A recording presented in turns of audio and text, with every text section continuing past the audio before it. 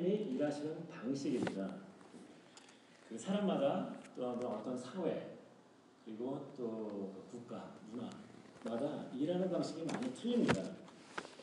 여러분들은 한국에서도 어떤 삶을 경험해 보셨고 미국에서 경험하시고 그러니까 한국과 미국 사람들이 어떤 식으로 일하는 방식이 틀리는가 이런 거를 아마 아시는 분들이 많이 계실 겁니다.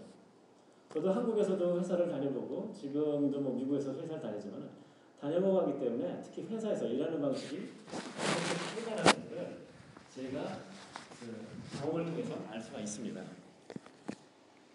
자, 한국의 어떤 그 회사에서 일하는 방식의 좀 특징, 제가 90년대까지 있었기 때문에 사실 요즘 바뀌었는지는 모르지만은 기본적으로 얘기를 하면은 상명 하달식입니다. 그래서 위에서 명령이 내려오고 이런 일을 해라 라고 하고 그래서 그걸 따라서 아래에 있는 사람들은 일을 하고 그러니까 뭔가가 마음에 안 들 때 악유를 하기가 쉽지가 않습니다. 얘기는 할 수가 있지만은 결국은 위에 있는 분들이 원하는 대로 일을 할 수밖에 없습니다.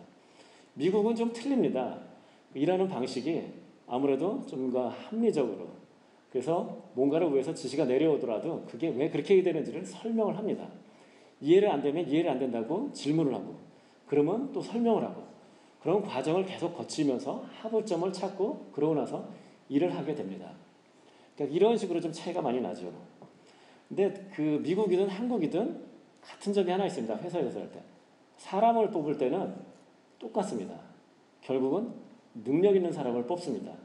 잘난 사람을 뽑는 거죠. 그래서 그 사람이 특히 한국 같으면 더더구나 어떤 좋은 학교를 나왔는가, 경력은 어떤 것들이 있는가, 그리고 더 나아가서는 어떤 자격증 같은 게 있는가.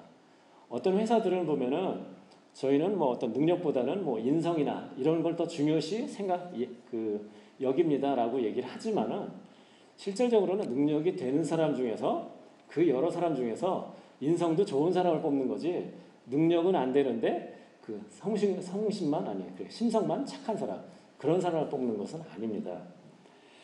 그래서 면접 같은 것을 볼 때에도 보면은 보통인데 자기 자랑을 많이 하게 되죠. 나 이런 능력 있는 사람이야. 나 이런 일 잘하는 사람이야. 자기 경험을 통해서 아니면 또 말을 통해서 이렇게 한다. 적당히 자기 PR을 하게 돼 있습니다. 그렇지만 교회에서 일하는 방식은 이것과는 틀립니다. 여러분도 잘 아시다시피 우리가 하는 것은 세상에 가지고 있는 어떤 그런 지혜를 가지고 하는 것이 아니라 하나님의 말씀을 기준으로 성경을 기준으로 하게 되고 그리고 더 나아가서는 하나님의 뜻이 무엇인지 그것을 저희가 생각을 하면서 일을 하게 돼 있습니다. 그래서 일하는 사람을 정하는 것도 마찬가지로 어떤 믿음이 있는 사람이 일을 하겠다라고 어떤 자원했을 때 어떻게 그런 사람들을 저희가 쓰게 됩니다. 그런 사람을 통해서 하나님의 일을 하게 됩니다. 세상과 교회는 이처럼 어떤 일하는 방식도 틀리고 일하는 사람을 어떤 선정하는 방식도 틀리게 되어 있습니다. 자, 오늘 설교 제목은 하나님이 일하시는 방식입니다. 자, 그럼 저희가 방금 전에 교회에서 일하는 방식에 대해서 얘기를 했는데 그럼 그 방식이 제가 개략적으로만 얘기했기 때문에 정확히 얘기할 수 없지만은 하나님이 원하시는 정확한 방식이니까요. 만일 틀리다 그러면은 하나님이 일하시는 방식은 어떤 방식이 될까요? 오늘 본문 말씀인 로마서 12장 3절부터 8절의 말씀을 통해서 하나님이 일하시는 방식은 어떤 건지 우리가 생각하는 것과 어떻게 다른 건지 같이 생각을 해보도록 하겠습니다. 먼저 하나님이 일하시는 방식 첫 번째는 하나님께서는 겸손한 사람을 쓰십니다. 좀 전에 제가 얘기할 때 그 교회에서 자원하는 사람을 쓴다라고 하는데 자원한 사람을 쓸 수 있고 그 사람을 통해서 일을 할 수 있지만은 정말 하나님의 능력을 통해서 큰 일을 하는 사람들은 자원한다고 되는 문제가 아니라 겸손한 사람입니다. 오늘 3절을 보면은 마땅히 생각할 그 이상의 생각을 품지 말고 오늘은 영어로 성경을 읽었기 때문에 여러분들이 생각이 나시는지 모르겠습니다. 그 영어 성경에 오늘 보면은 Do not think of yourself more highly than you ought. 한국말로 된 성경 번역 중에는 공동 번역이 비교적 원어의 말을 잘 설명하고 있습니다. 그래서 공동 번역에 보면은 여러분은 자신을 과대평가하지 말라고 얘기를 합니다. 자만하지 말라라고 얘기를 하고 있는 것입니다. 긍정적인 표현으로 하면은 겸손하라는 얘기를 하고 있는 것입니다. 하나님께서는 겸손한 사람을 쓰시는 것입니다. 예수님 시대에 바리새인들이 있었습니다. 바리새인들은 그 하나님께서 주신 율법을 지키기 위해서 무던히 노력했던 사람들입니다. 그래서 율법 자체는 사실은 구체적으로 나와 있지 않은 부분이 있기 때문에 전체적으로 이러한 느낌으로 이러한 의미로 해라 라는 것이기 때문에 그것을 더 구체적으로 적용하는 방법을 찾기 위해서 우리가 잘 아는 장로의 전통인가라는 것을 만들었습니다. 그래서 예를 들자면 안식일을 지킨다라고 했을 때 구체적으로 하루에 저희 표현으로 몇 마일까지는 걸어가는 건 괜찮은데 그 이상이 걸어가는 것은 일이 되는 것입니다. 그래서 하면 안 되는 것입니다. 그런 식으로 모든 부분에서 율법이 나타나는 거에서 하나하나를 다 정해놨습니다. 그만큼 율법을 지키기 위해서 열심히 했던 사람들입니다. 하나님 말씀을 지키기 위해서 열심히 했던 사람들입니다. 그런데 예수님께서는 바리새인들을 싫어하셨습니다. 비난하시고 책망을 많이 하셨습니다. 왜 그랬습니까? 여러 가지 이유가 있습니다. 신학적으로 예수님을 그 메시아로 받아들이지 않았다라든가 여러 가지 이유가 있을 수가 있지만은 그 중에 큰 문제 중에 하나는 이 사람들은 기본적으로 교만했습니다. 그러니까 나는 잘하고 있다. 나는 성경, 그러니까 율법을 지키기 위해서 이렇게까지 열심히 하는 사람이다. 당신들하고는 틀려. 라는 그런 생각들이 기본적으로 있었습니다. 그러니까 저희 속된 표현으로 하면 그 프라이드가 장난이 아니었던 사람들입니다. 그래서 이 바리새인들을 책망하면서 예수님께서는 그 비유로서 말씀을 해 주십니다.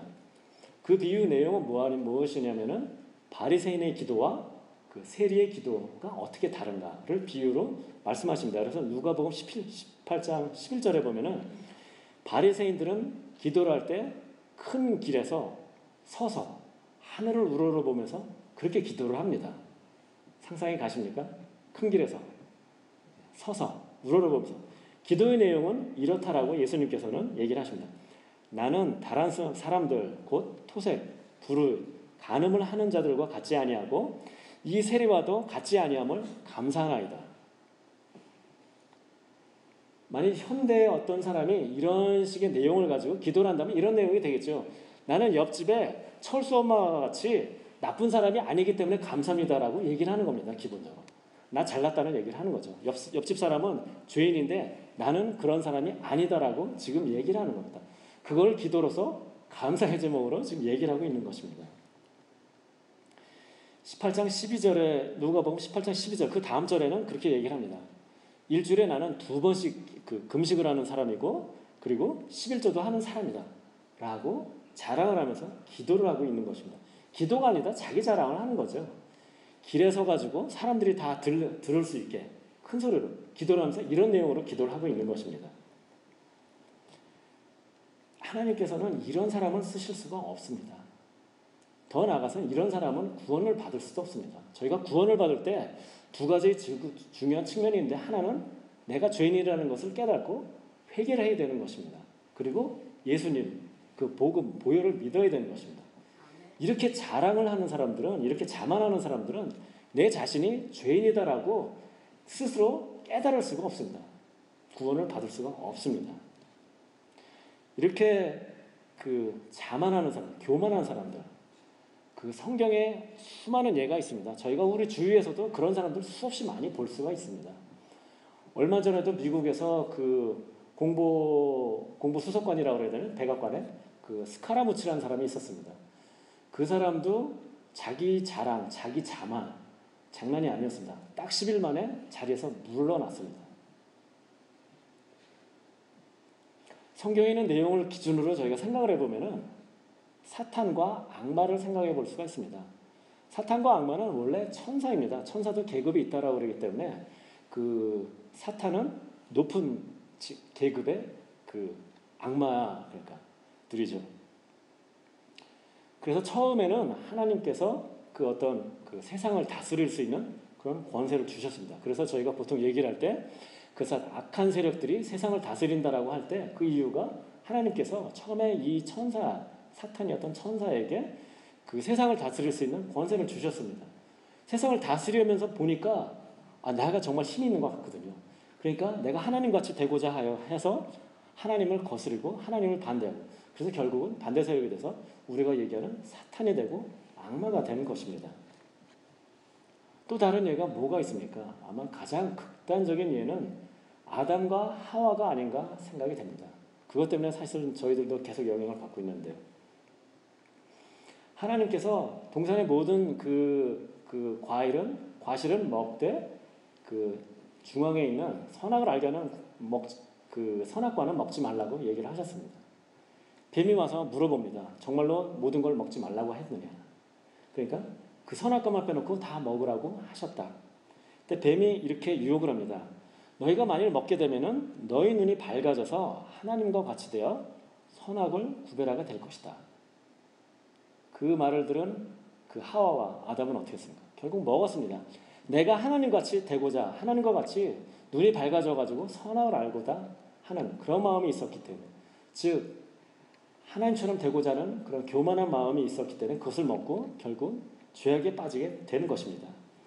이들의 문제는 무엇입니까? 바리새인이 되든 사탄이나 악마든 아니면 아담이나 하와든, 그 외에 저희가 교만한 많은 사람 문제는 무엇이냐면은 자기 분수를 모르는 것입니다. 주제 파악을 잘 못하는 것입니다. 자기가 가져야 할, 하나님 앞에 가져야 될 생각 이상으로 자기 생각을 가지기 때문에 문제가 되는 것입니다. 그러면은 하나님께서는 왜 교만한 사람을 쓰실 수가 없는 것인가요? 요즘은 좀 전에도 제가 요즘은 회사에서도 사람을 뽑을 때 어떤 식으로 뽑는다. 즉 면접 볼 때도 자기 자랑을 해야 된다라고 얘기를 했습니다. 반대로 해갖고 요즘은 자존감이 없는 사람들, 그런 사람들은 오히려 자존감을 가져야 된다라고 하면서 북돋아주고서 나는 이렇게 훌륭한 사람이다. 그런 마음을 갖도록 얘기를 합니다. 세상은 그런데 왜 하나님께서는 이런 사람을 쓰실 수가 없을까요?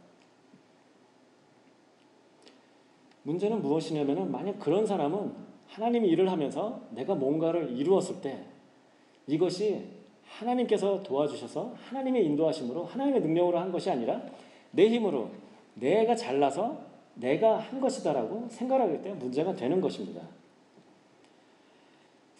고린도전서 1장 27절에서부터 29절의 말씀에 보면은 이렇게 나와 있습니다. 잘 들어보시기 바랍니다. 하나님께서 세상에 미련한 것들을 택하사 지혜 있는 자들을 부끄럽게 하려 하시고 세상에 약한 것들을 택하사 강한 것들을 부끄럽게 하려 하시며 하나님께서 세상에 천한 것들과 멸시받는 것들과 없는 것들을 택하사 있는 것들을 폐하려 하시나니 이는 아무 육체도 하나님 앞에서 자랑하지 못하게 하려 하심이라. 하나님이 쓰시기를 원하는 사람들은 미련한 사람들, 그 다음에 약한 사람들, 없는 사람들, 이런 사람을 쓰시는 걸 원하십니다. 그래서 맨 마지막에 9절에는 그렇게 얘기 정확히 하지 않습니까? 아무 육체도 하나님 앞에서 자랑하지 못하게 하려 하십니다. 라고 얘기를 하고 계십니다. 내가 한 것이, 만일 정말 능력이 없는 사람이 내가 뭔가 모자란다고 스스로 생각하는 사람이 하나님 일을 하고 하나님이 도와주셔서 큰 일을 했습니다. 그럼 그 사람은 압니다. 내가 이런 일을 할 사람이 아닌데 어떻게 이걸 했지? 역시 하나님께 도와주시니까 이런 일을 할 수 있구나 라고 영광을 하나님께 돌릴 수 있을 것입니다. 하나님께서는 전지전능하신 분이십니다. 무엇이든지 하실 수가 있습니다. 천지를 창조하신 분입니다. 예.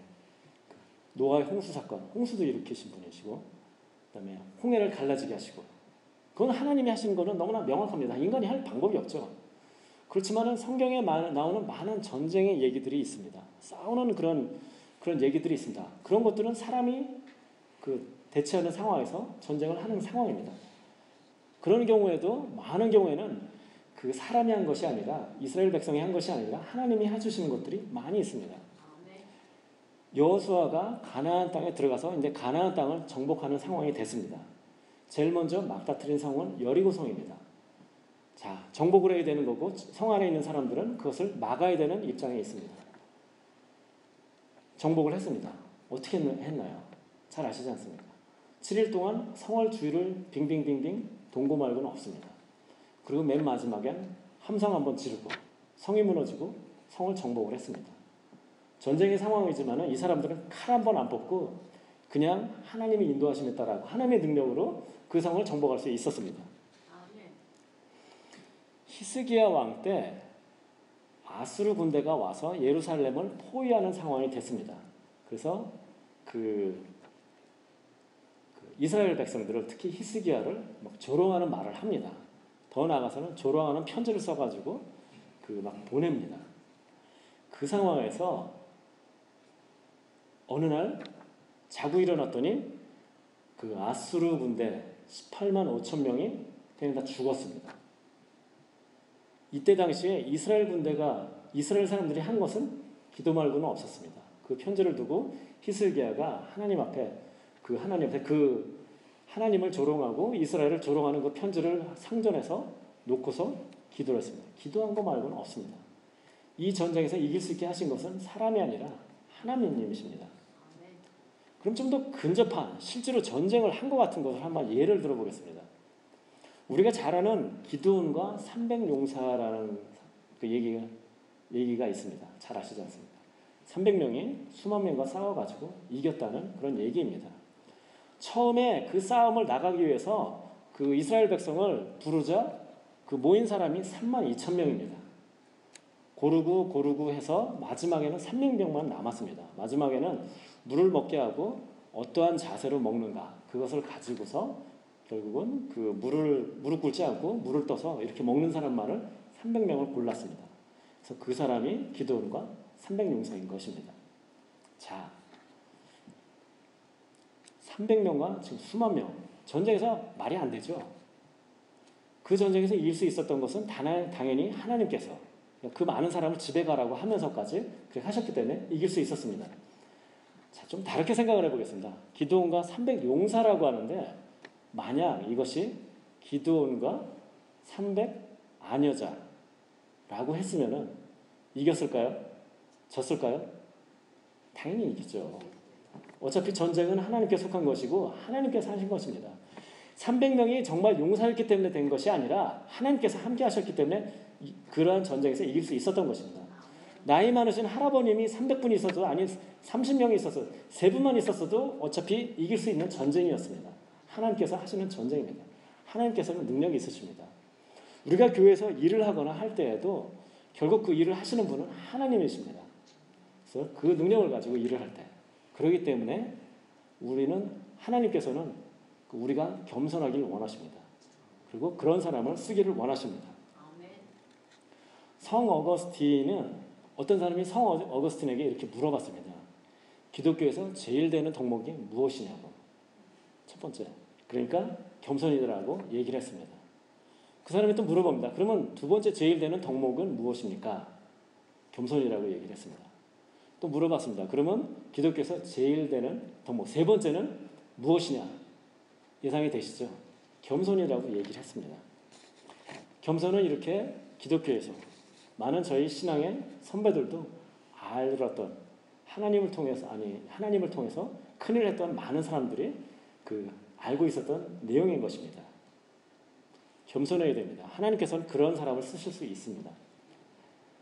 그리고 더 중요한 또 어쩌면은 그 심각한 문제는 무엇이냐면은 하나님께서는 만일 겸손하지 않으면은 그 사람을 낮아지게 하십니다.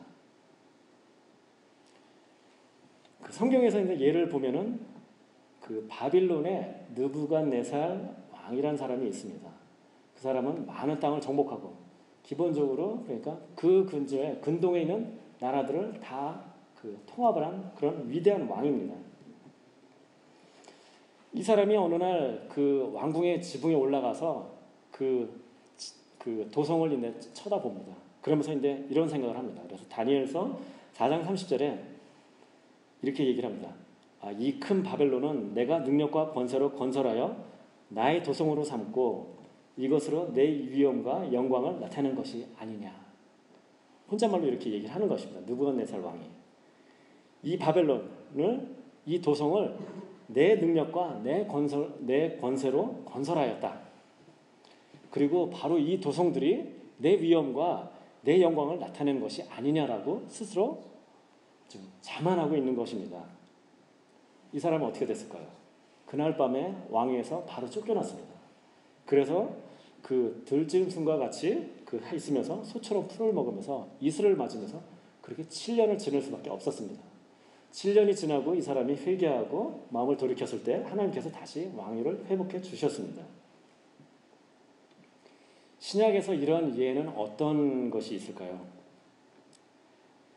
그 사도행전에 보면 헤롯 왕이라는 사람이 나옵니다. 그래서 이 사람이 어느 날 백성들에게 그 연설을 합니다. 연설을 하고 나니까 그 백성들이 어떻게 얘기를 하냐면은 이것은 신의 소리요 사람의 소리가 아니다. 이것이 내용이 좋아서 그런 건지 아니면 뭐 목소리가 좋아서 그런 건지는 성경은 나오지는 않습니다.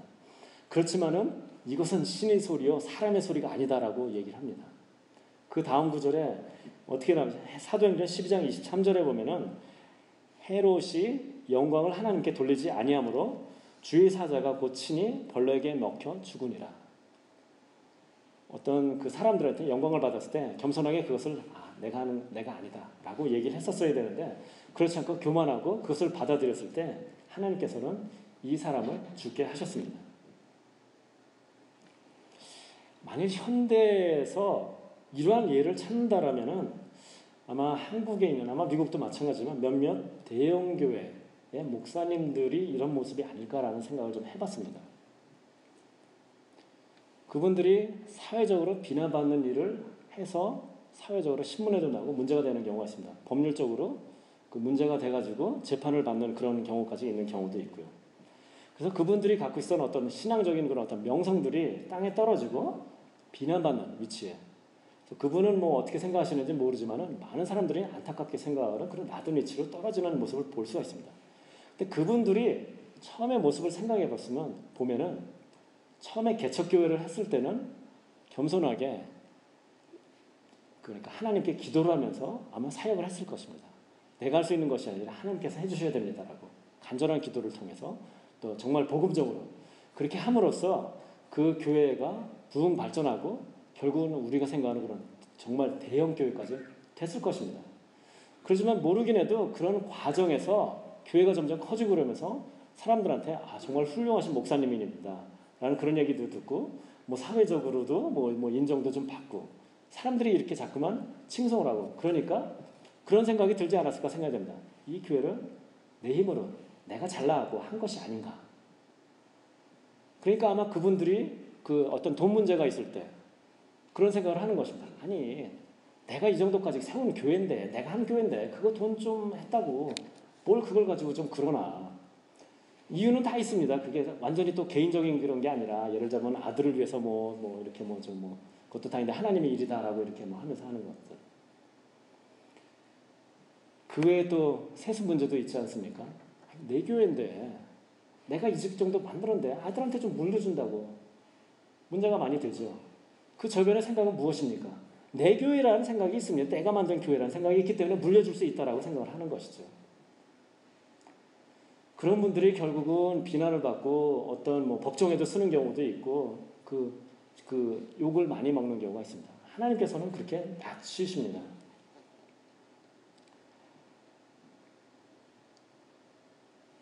우리는 겸손해야지만 됩니다. 그래야만이 하나님께서 쓰실 수 있지만은 지금 저희 방금 전에 얘기한 것처럼 그 겸손한 마음을 계속 유지할 수 있어야 됩니다. 내가 겸손해갖고 하나님께서 쓰시고 내가 어떤 일을 교회에서 하면서 사람들한테 칭송도 받고 잘 나가는 것 같을 때 이거 내가 능력이 있어서 잘하나 교만한 마음이 들면은 하나님께서 맞추십니다. 겸손해야 되고 그런 겸손한 마음을 끝까지 유지할 수 있어야 되는 것입니다. 하나님께서는 그런 사람을 쓰십니다. 그런 사람을 쓰시고 그 일의 결과를 가지고 하나님께 영광을 돌리는 그런 걸 통해서 하나님께서는 우리를 쓰시는 것입니다. 두 번째 하나님께서 일하는 방식은 서로 하나가 되어야 되는 것입니다. 교회 안에서 하나가 성도가 하나가 되어야 되는 것입니다. 4절에 보면은 우리가 한 몸에 많은 지체를 가졌으나 모든 지체가 같은 기능을 가진 것이 아니니 몸을 비유로 해서 지금 설명하고 있습니다. 몸은 하나지만은 한 몸을 이루고 있지만은 몸이 많은 지체를 가지고 있다라고 얘기를 하고 있습니다. 그렇지만은 그 각 지체가 기능은 각각 다르다. 사람에 따라서는 몸의 여러 부분이 더 중요한 것이 있고 덜 중요한 부분도 있다라고 생각할 수가 있습니다. 그렇지만 오늘 성경 말씀은 모든 지체가 다 중요하고 기능을 각각 발휘해야 된다고 얘기를 하고 있습니다. 저희가 예를 들면 감기가 들었다. 그러면 그냥 목이 좀 아프고 콧물이 좀 나고 두 군데만 좀 피곤합니다. 그렇지만은 다른 곳들도 다 아프죠. 그리고 우리는 보통 그럴 때 아픈 사람이다라고 얘기를 합니다. 그냥 몸만 아픈 사람, 아니면 콧물만 좀 나는 사람이라고 얘기를 하지 않고 아픈 사람이다라고 얘기를 합니다. 만약에 다리가 오늘은 나는 뭐 좀 여러 가지 피곤하고 그러니까 오늘은 내가 오늘 폐업하겠다. 내 다리로서의 기능을 안 하겠다. 라고 하면은 아무 데도 가지를 못합니다. 일을 못하는 거죠. 만일 눈이 오늘은 좀 피곤하니까 오늘은 그냥 눈 감고 아무것도 그냥 안 하겠다. 라고 한다라고 그러면은 보지도 못하고 피곤합니다. 어렵습니다. 이런 식으로 우리가 생각을 해보면은 어느 신체의 부분에서 더 중요한 부분이 있고 덜 중요한 부분이 있다라고 생각할 수가 있지만은 사실은 각각의 신체의 부분이 각각 자기의 기능을 완벽히 그 기능을 할 때, 발휘를 할 때 우리는 건강한 사람이다라고 얘기를 할 수가 있는 것입니다. 각 지체는 서로 의지를 하는 것입니다. 달리기를 하면은 저희가 다리만 아프지만은 그걸 통해서 몸 전체가 건강하게 됩니다. 우리가 뭐 음식을 먹을 때 입을 통해서 들어갑니다. 입이 일을 하고 그리고 또 누가 먹여주는 사람이 아니면은 손이 일을 합니다. 일하는 건 두 군데밖에 없지만은 우리가 먹지 않으면은 다른 부분이 영양소를 받을 수가 없기 때문에 건강해질 수가 없습니다. 이런 식으로 각자의 몸은 기능을 하는 부분이 있고 그 기능을 제대로 할 때 그 몸이 제 기능을 전체적으로 기능을 발휘하고 건강한 사람이 되는 것입니다. 교회도 마찬가지입니다. 5절에 보면은 그래서 마찬가지로 이와 같이 우리 많은 사람이 그리스도 안에서 한 몸이 되어 서로 지체가 되었느니라. 앞에 몸을 비유로 해서 각각 지체가 있고 각 지체가 그 다른 기능을 가지면서 한 몸을 이룬다라고 얘기를 하듯이 많은 사람이 그리스도 안에서 한 몸이 되어서 지체를 이룬다라고 얘기를 합니다. 교회 안에서도 여러 가지 필요한 일들이 많이 있습니다. 그리고 그 일을 우리가 해야 됩니다. 그런데 그러한 많은 일들이 어떤 한 부분이 문제가 있고 잘 돌아가지 않는다면 교회가 문제가 있을 수가 있습니다. 만약 담임 목사님이 아프셔가지고 설교를 못하신다. 아니면 여러 가지 사역을 못하신다. 그럼 교회가 문제가 있습니다. 만약 장로님들도 마찬가지입니다. 주일학교도 당연히 그 기능을 잘 해야 되겠죠. 우리 자녀들이 그 교육을 받는 기관이니까요. 남성교회도 마찬가지고 여성교회 제가 생각을 해봤습니다. 만약 여성교회가 없는 교회를 생각을 해보니까 상당히 답답하네요. 예. 생각하기도 싫습니다. 각각의 교회 기관들이 각각의 사람들이 각각의 위치에서 자기 일을 잘 해야만 하는 것입니다. 교회도 몸과 같이 유기적으로 서로 연결이 되어서 각각의 기능을 잘 발휘하고 그럼으로써 일을 할 수가 있는 것입니다. 초대교회가 부흥을 많이 했습니다. 우리가 또 그리고 초대교회를 본받자, 초대교회로 돌아가자 뭐 이런 얘기들을 많이 합니다.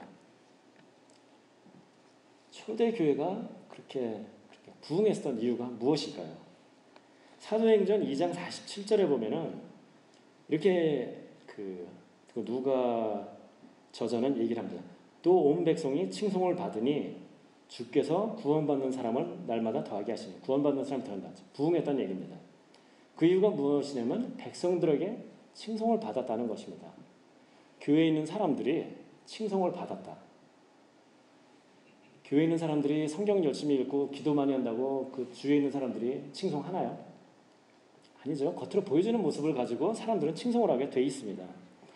즉 이 사람들이 주위 사람들이 봤을 때도 정말 아름다운 모습, 선한 모습, 착한 모습, 하나님의 자녀다운 모습을 보였기 때문에 칭송을 받는 것입니다.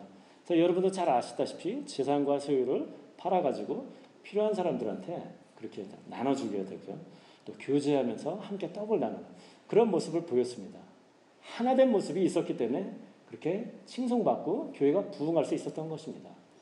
하나가 되어야 됩니다. 초대교회가 부흥했던 원인이 하나가 되고 한 목표를 가지고 나아갔었던 것처럼 하나님께서 이 시대에 교회를 통해서 원하시는 것도 일하시는 방식도 교회가 하나 된 모습으로서 그 하나님의 일을 하는 것을 원하시는 것입니다. 교회가 만약 분열이 된다면 교회 내에서 의견도 달라지고 그게 이제 심해고 결국 타협점을 찾지 못하고 합의점 어떻게 잘 되지 못한다면 교회들이 물리적으로 나눠지는 경우들도 많이 있습니다. 나눠지는 것이 문제가 아니라 그런 과정을 통해서 많은 성도들이 시험을 받고 교회를 떠나고 하나님으로부터 멀어지는 그런 일들을 많이 보게 됩니다. 하나 되는 것이 정말 중요합니다. 교회 내에서. 이것은 단순히 더 나아가서는 단순히 분열이나 싸움이 없다는 그런 측면이 아니라 우리가 한 마음을 가지고서 하나의 목표를 가지고서 복음을 위한 하나님을 위한 하나의 지향점을 가지고 함께 달려나가야 된다는 그런 측면에서 굉장히 중요한 일이 될 것입니다. 하나 된 교회, 한 마음이 된 교회, 각각 하는 일은 틀리지만은 한 마음으로서 한 목표를 가지고 일하는 교회, 그런 교회를 그런 사람들을 하나님께서는 쓰시는 것입니다. 하나님이 일하시는 방식 세 번째는 하나님께서는 각 사람에게 은사를 주시고 그 은사를 통해서 일을 하십니다. 섬기게 하시는 것입니다.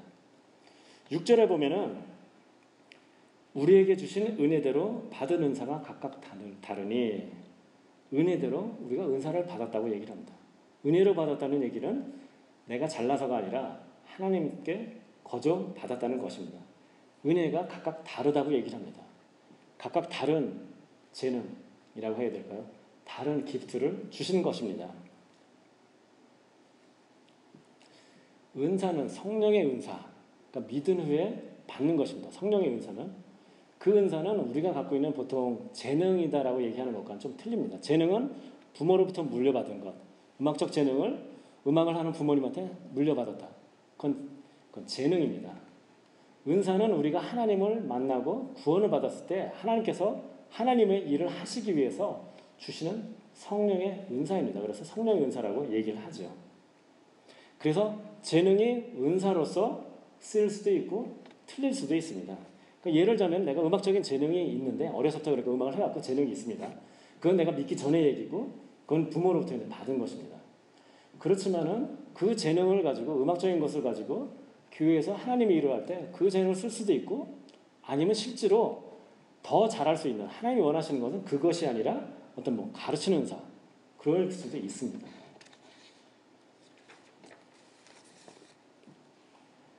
예를 들면 어떤 분들은 뭐 내가 뭐 숫자나 이런 것에 밝기 때문에 무슨 재정부에서 일한다. 그런데 사실은 그분의 재능이 뭐 어떤 위로하든가 권면하는 거나 그런 거에 더 은사가 있을 수도 있습니다. 하나님께서는 은사를 주시고 그 은사를 통해서 일을 하십니다. 그래서 오늘 6절 후반부서부터 8절까지는 7가지 은사에 대해서 설명을 하고 있습니다. 예를 들어서 설명하고 있습니다. 자세히 오늘은 할 수가 없기 때문에 간단하게 말씀을 드리면은 예언에 대해서 얘기가 나오는데 보통 예언이라고 하면 장래일을 얘기하는 것을 생각을 하는데 신약 성경에서는 예언이라는 것을 좀 다르게 사용되고 있습니다. 그래서 보통 하나님의 말씀을 전하는 것. 그래서 바울은 하나님께 말씀을 받고 그거를 서신서로서 편지를 쓰고 전해주었습니다. 그런 일을 하는 사람들이 예언하는 사람들이고 예언의 은사를 가진 사람들입니다. 두 번째는 섬김입니다. 그래서 원어로는 디아코니아, 영어로 하면은 디콘이 되는 거죠. 그래서 저희가 그 사도행전 6장에 나오는 그 어떤 저희가 보통 얘기하는 그 7 집사를 뽑았을 때 그런 섬기는 일을 하는 사람들, 그런 일을 하는 사람들을 우리가 섬기는 일, 그 디콘, 섬기를 하는 사람들입니다. 가르치는 일, 앞에 예언을 얘기할 때도 그 가르치는 것을 말씀을 드렸는데 앞에는 하나님께 직접 받아가지고 그것을 가르치는 거고 여기서는 다른 사람이 그 받은 말씀, 그러니까 성경을 기준으로 해서 가르치는 것을 얘기를 하는 것입니다. 위로는 신앙이 약한 자를 위로하거나 권면하는 것. 교회에서 중요한 일이 되겠죠. 그런 위로하고 권면하는데 능력이 있고 그런 그 은사가 가 있는 분들이 많이 있습니다. 다음은 구제입니다. 물질로서 자기가 가지고 있는 어떤 물질로서 다른 사람들을 섬기는 것입니다. 그래서 성실함으로 한다라는 그런 의미는 어떤 아깝게 생각하거나 그런 것이 아니라 관대한 마음으로, 즐거운 마음으로 이렇게 하는 것을 나타내는 것입니다. 다스리는 일, 장로님들을 얘기를 하겠죠. 교회에 어떤 그 치리하시는 분들, 장로님들. 그래서 그 부지런함으로 하라라는 얘기는 겸손하게 어떤 진실되고 열정적으로 그런 마음으로 하라는 그런 말씀이고요. 긍휼을 베푸는 자, 영어로는 머시가 되는데요.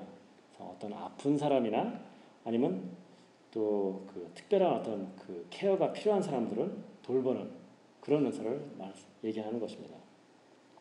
오늘 본문에는 7가지 은사에 대해서 얘기를 하는데 그 은사라는 것이 7가지만 있는 것은 아닙니다. 다른 성경에 보면 더 많은 은사들이 나와 있고요. 하나님께서는 결국은 필요하신 하나님의 일을 위해서 필요한 사람들을 보내시고 그 사람들에게 은사를 주시면서 일을 하십니다.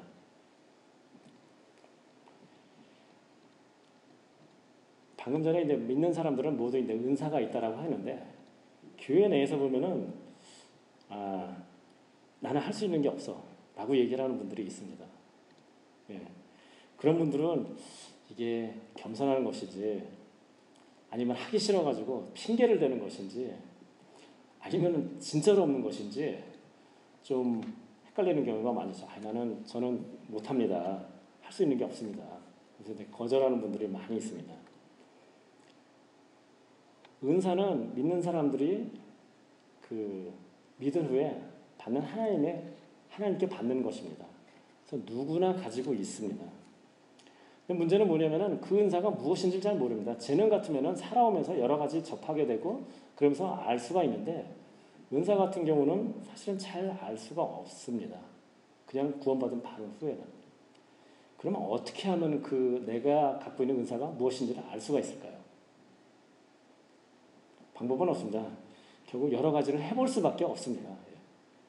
그래서 기도를 하시면서 내가 이런 거에 마음이 간다. 그럼 거기서부터 이제 시작을 해보면 됩니다.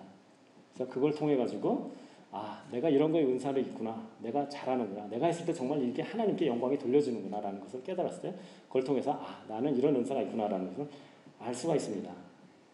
누구에나 있다라고 얘기를 했습니다. 그리고 그 은사는 결코 잃어버리는 것도 아니고 저희가 그 하나님 나라에 갈 때까지 쓸 수가 있습니다. 그래서 여기도 그 어르신들이 많이 계신데 여러분들이 몸이 좀 불편하고 하더라도 하나님께서 쓰실 수 있는 것들은 많이 있습니다. 중보기도를 통해서 할 수도 있는 것이고요.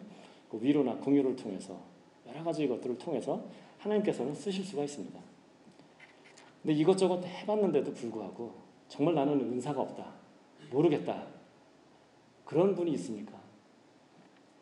그런 분이 없기를 바라지만 그런 분이 있으면 정말 구원을 받았는지를 의심해 봐야 되는 것입니다. 하나님께서는 구원받은 모든 사람에게 은사를 주십니다. 그걸 통해서 일하기를 원하십니다. 교회를 이루어가기를 원하십니다. 정말 없다라고 생각하시고 정말이라고 생각하시는 분은 내가 정말 구원을 받았나 심각하게 고민해 보셔야 되는 것입니다. 하나님께서는 이와 같이 겸손한 사람을 쓰시고 또 한마음을 다하시면 구체적으로 일하는 방식은 각 사람에게 은사를 주십니다. 그리고 그 은사를 통해서 일하기를 원하십니다.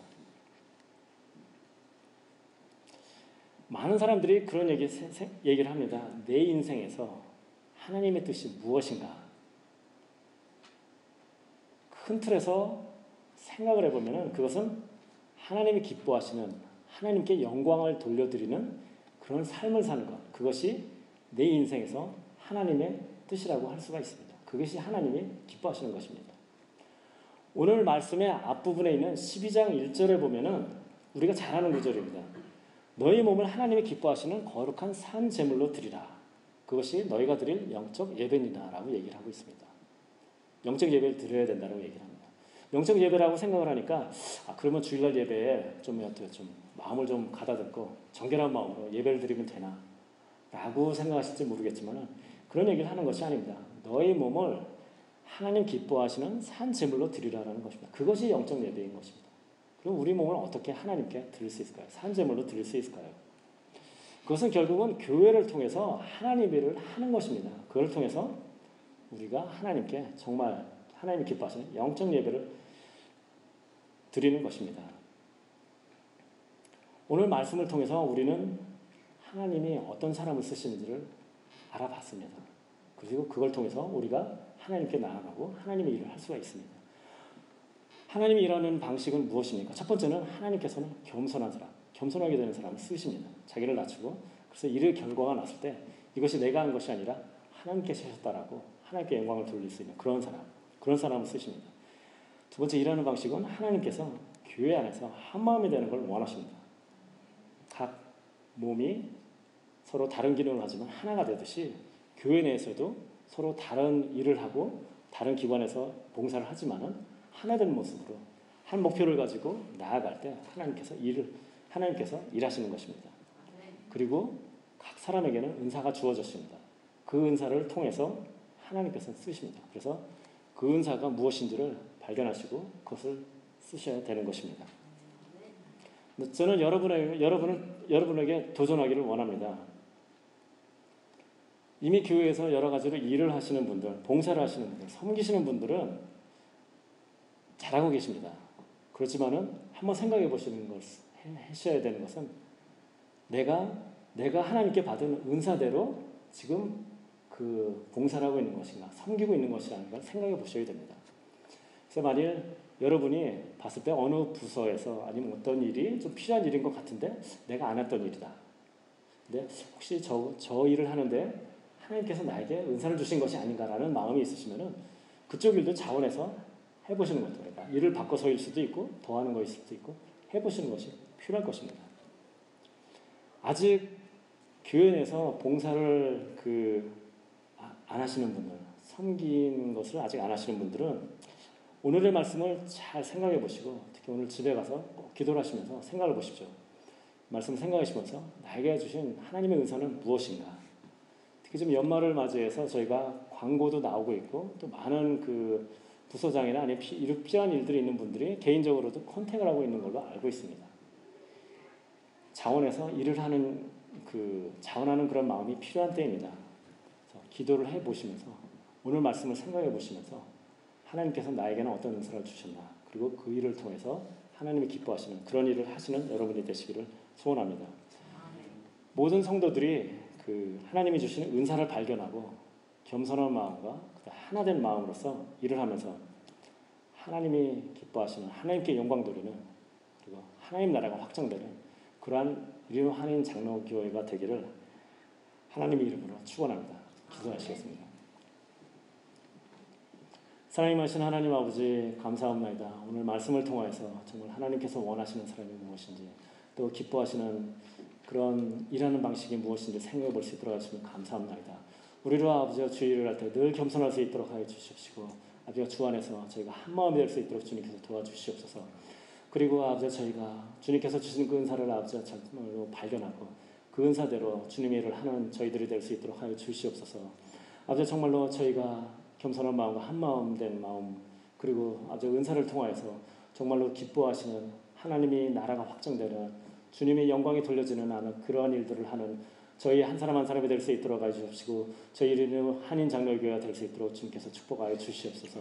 예수님 이름으로 기도드렸습니다. 아멘.